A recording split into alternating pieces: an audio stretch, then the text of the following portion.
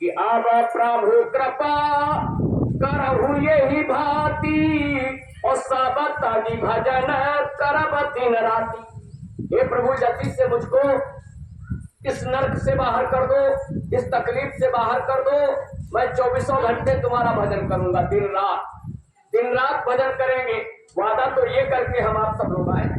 या तो बता दो वो लाइन जो रामायण में लिखी है गलत लिखी, या तो ये कहो जब भजन करना नहीं चाहते हो तो ये कह दो रामायण लिखने वाले गलत लिख दिया, ये भजन करने के लिए कहा ही नहीं गया। और अगर सही लिखा है तो क्या कौन सा भजन करते हो, कौन सी पूजा कर रहे हो? जो पूजा कर भी रहे हो भी देखा देखी पूजा कर रहे हो कि हमारे काका दादा इस तरीके से पूजा करते चले आए तो भी उसी तरीके से पूजा करना चालू कर दिया। इसका परिणाम क्या होगा? हमारे गुरु महाराज सुनाते थे कि देखो देखा देखी पूजा करने का परिणाम क्या होता है। एक महात्मा जी का दृष्टांत गुरु महाराज सुनाते थे। एक महात्मा जी थे, जंगल में रहते थे। तो महात्मा जी के आश्रम में 2 कुत्ते पले हुए थे। महात्मा जी के आश्रम में 2 कुत्ते यानी पाल रखा था आश्रम में।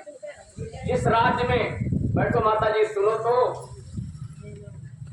जिस राज्य में वो महात्मा जी रहते थे वहां के राजा घूमते घूमते एक दिन उस महात्मा के आश्रम में पहुंच गए। तो जब महात्मा के आश्रम में गए तो देखा क्या, इन कुत्तों के सामने जो है काजू बादाम पिस्ता रखा हुआ।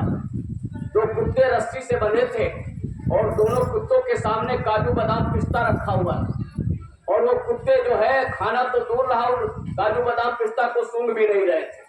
अरे भाई काजू बादाम पिस्ता कुत्तों का भोजन है ही नहीं, उनका भोजन तो कुछ और है। लेकिन महात्मा जो है, देखो महात्माओं की ये लीला होती है। उस राजा को दिखाने के लिए महात्मा जी ये कर रहे थे लीला, यानी काजू बादाम पिस्ता जो था रखा हुआ था कुत्तों के सामने। अब राजा ये देख करके बड़ा आश्चर्यचकित हो गया, यानी बहुत चकिया गया। ये लगता है महात्मा बड़ा धनाढ्य है, हम तो अपनी प्रजा को रोटी दाल नहीं पूरा कर पाते हैं और ये महात्मा के आश्रम में काजू बादाम पिस्ता कुत्ते खा रहे हैं। इसका मतलब महात्मा के पास बड़ी दौलत है, ये पैसे वाला महात्मा है। तो कहा यहाँ रुकना चाहिए, जानकारी करना चाहिए। आखिर पैसा महात्मा के पास आता कहाँ से, इतना पैसा लाता कहाँ से है? तो कहा और रुक गए राजा साहब। और रात्रि में महात्मा जी से बातचीत करते हैं। कहा अरे बाबा जी, आपके आश्रम में 2 कुत्ते बंधे हुए हैं और इन कुत्तों के सामने काजू बादाम पिस्ता रखा हुआ है, वो भी खा नहीं रहे हैं। तो महात्मा जी कहते हैं अरे बच्चा, वो कुत्ता जो है काजू बादाम पिस्ता खाए चाहे न खाए, मैं उनके प्रारब्ध की चीज उनको दे रहा हूँ। महात्माओं के अंदर वो ताकत होती है, तुम्हारे भाग्य की चीज तुमको दिला देते हैं। जो तुम्हारे प्रारब्ध में बता है वो तुमको दिला देंगे, ऐसी क्रिया बताएंगे, ऐसा तरीका बताएंगे, तुम्हारे भाग्य की चीज तुमको दिला देते, आसानी से दिला देते। तो कहा इनके भाग्य में काजू बादाम पिस्ता रखा लिखा हुआ है, मैं इनके भाग्य की, इनकी प्रारब्ध की चीज देता हूँ। जैसे हमारे आपके भाग्य में जहाँ जो लिखा होता है वहां वो चीज मिलती है, उसको ग्रहण करने के लिए आप जाते हो। जैसे आपको कहीं से निमंत्रण मिला और आप उसमें न पहुंच पाए और दूसरे लोग वहां गए तो वो बताएंगे आकर के वहां ये सामान बना था, ये सामान बना था, तो पश्चाताप करोगे।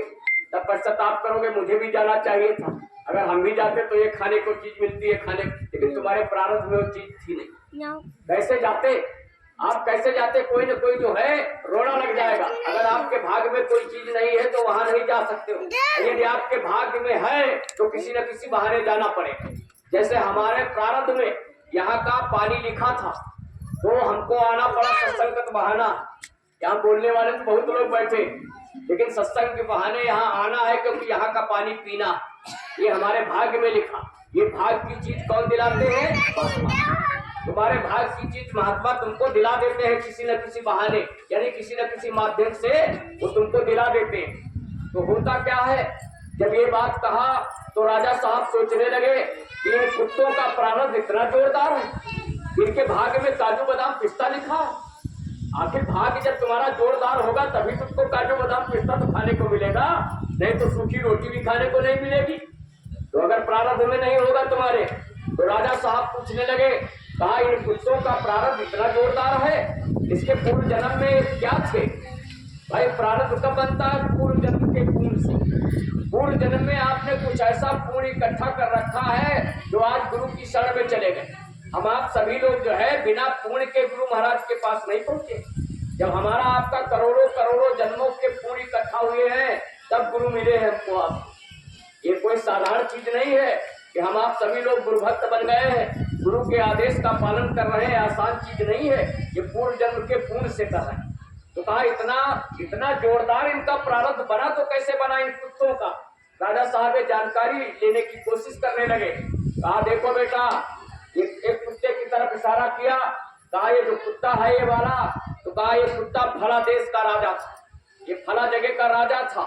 ये खूब जो है दूसरों की भलाई के काम करता था, खूब अपनी जय जयकार लूटता था, चारों तरफ जय जयकार होती थी, खूब भूखों को खाना खिलाता था, प्यासे को पानी पिलाता था, यानी कि ऐसे लोगों की सेवा सत्कार किया करता, खूब जय जयकार होती थी। लेकिन गुरु नहीं किया, बिना गुरु के सब काम जय जयकार वाले करता था। गुरु नहीं किया तो हुआ क्या? बिना गुरु के इसके कर्म जो है उल्टे हो गए।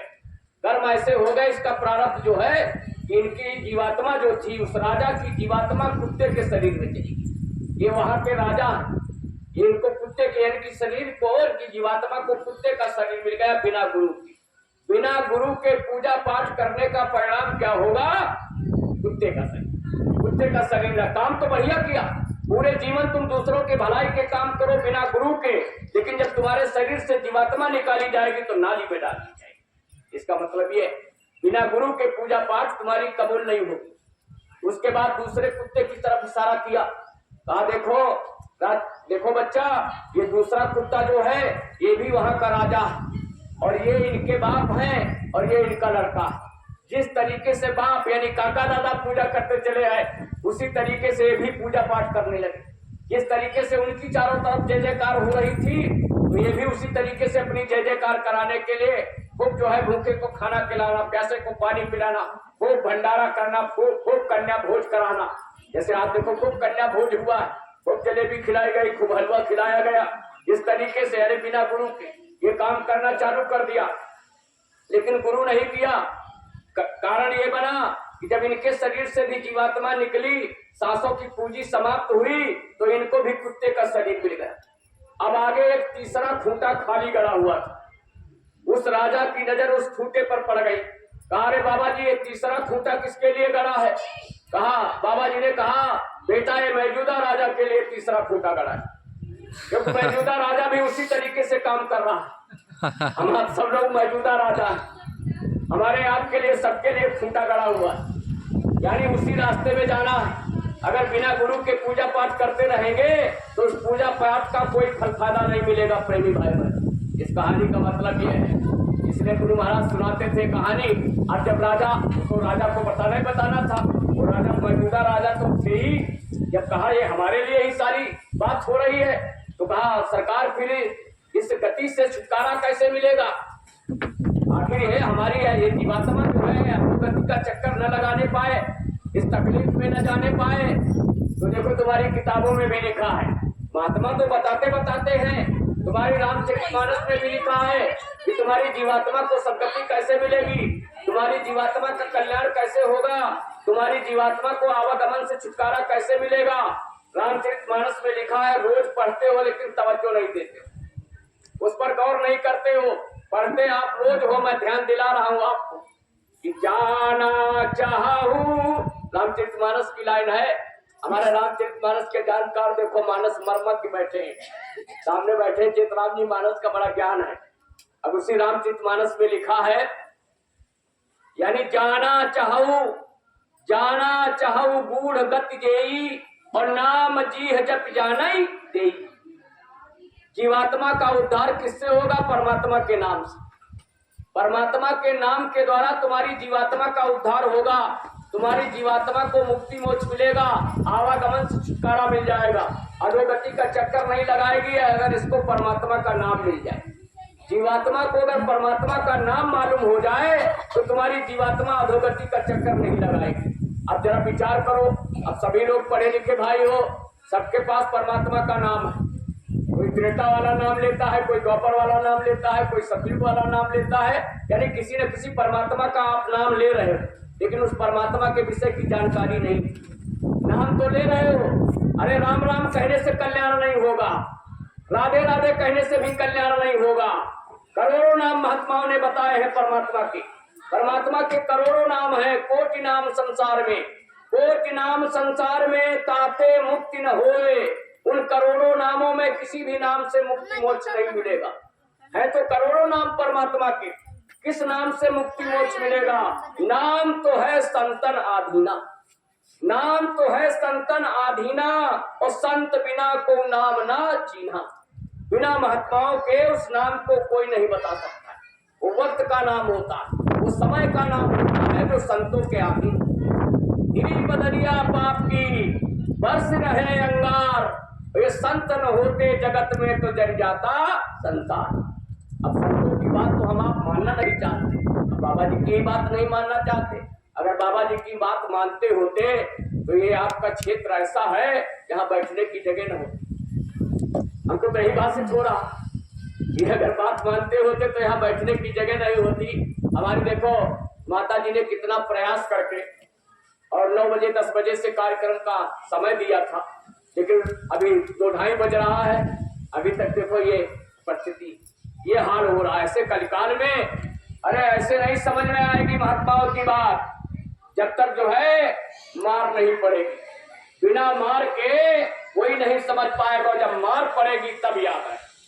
याद कब आती है? देखो प्रेमी भाई बहनों, जब मार पड़े। आप लोगों ने पढ़ा है, यहाँ तो हम आप संदेश देने के लिए आए, बाबा जी के भक्त लोग यहाँ संदेशा सुनाने के लिए आए, और संदेशा सुना करके हम लोग चले जाएंगे, और संदेशे को सुन करके जो अमल कर लेगा उसको फायदा करेगा। जैसे हम कोई दवा देने के लिए यहाँ आए, दवा बांटने के लिए, और दवा का प्रचार प्रसार करके हम चले गए। अब आपके अगर समझ में आएगा तो दवा खाओगे, दवा लाओगे, दवा खाओगे। अगर नहीं समझ में आएगा तो दवा ले भी आओगे, खाने का काम नहीं करोगे तो कैसे फायदा होगा? भाई दवा ले भी आए, मथुरा चले गए, दवा ले आए वहां से, लेकिन यहाँ खाने का काम नहीं कर रहे हो तो बीमारी कैसे दूर होगी? जब तक दवा नहीं खाओगे प्रेमी भाई बहनों, डॉक्टर से कोई दवा ले आओ, वो कहेगा डॉक्टर इसको सुबह शाम दोपहर 3 टाइम खाना, लेकिन परहेज के साथ खाना। परहेज भी बताएगा डॉक्टर, तो परहेज भी बताएगा, इस दवा को ले जाओ और 3 टाइम खाना, परहेज के साथ खाना। ये बैंगन न खाना, ये बादी चीजें न खाना, ये चावल न खाना, जल्दी ठीक हो जाओगे। ये तो डॉक्टर बताता जल्दी ठीक हो जाओगे। अगर ये सब खाते रहोगे तो बीमारी और बढ़ जाएगी। हम आप कौन सा काम कर रहे हैं, बीमारी बढ़ाने वाला कि बीमारी घटाने वाला? सब काम तो हम आप वही कर रहे हैं, बीमारी घटाने वाला नहीं, बीमारी बढ़ाने वाला काम कर रहे हैं। अब देखो प्रेमी भाई बहनों, जब बीमारी आ जाती है तो कैसे याद आती है?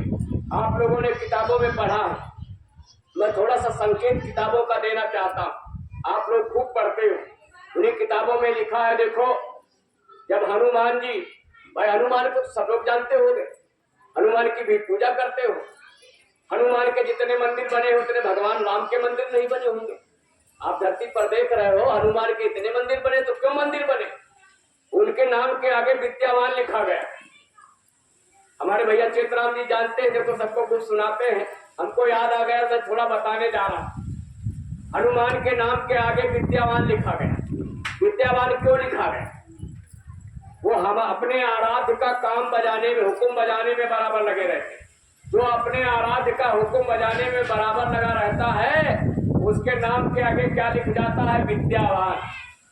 विद्यावान गुणी अति चातुर, और राम काज करिबे को आतुर। हम कोई अलग से बात नहीं बता रहे, तुम्हारी किताबों में लिखा है। जो अपने आराध्य यानी राम का हुक्म बजाने में लगे रहते थे, उनके नाम के आगे क्या लिख दिया गया? विद्यावान गुणी अति चातुर। आप लोगों के नाम के आगे भी विद्यावान लिखा जाएगा। इतिहास में ना, यानी हनुमान वाला काम कर रहे हो आप लोग, हनुमान वाला काम कर रहे हो, समझाने वाला काम कर रहे हो। अगर मान जाएंगे, ये राक्षस लोग मान जाएंगे, तब तो सुधर जाएगी दुनिया। अब कहीं सब लोग ये समझ बैठे सबको राक्षस बता रहे, अरे जो राक्षसों वाला व्यवहार कर रहे हैं वो राक्षस, जो राक्षसों वाली जिनकी रहनी गहरी है उनको बताया जा रहा है। उनके सामने जब कोई आपत्ति विपत्ति आने वाली होती है तो पहले तो उस मालिक का संदेशा आता है कि सुधर जाओ, सुधर जाओ, ये काम बंद कर दो। तो तो आपत्ति विपत्ति से बच जाओगे। अगर ये काम नहीं बंद करोगे तो क्या पूरे लंका का सत्यानाश कराओगे। वो कैसे कब बताया जाता है, जब हनुमान लंका में जाते हैं सीता की खोज करने के लिए, तो देखो लंका के गेट पर, दरवाजे पर एक लंकिनी डायन रहती थी। उसका नाम आप लोग सुने होंगे, किताबों में पढ़ा होगा। वो रावण जो था उस लंकिनी डायन से सेवा करवाता था, 24 घंटे पहरा लगवाता था गेट के ऊपर, लेकिन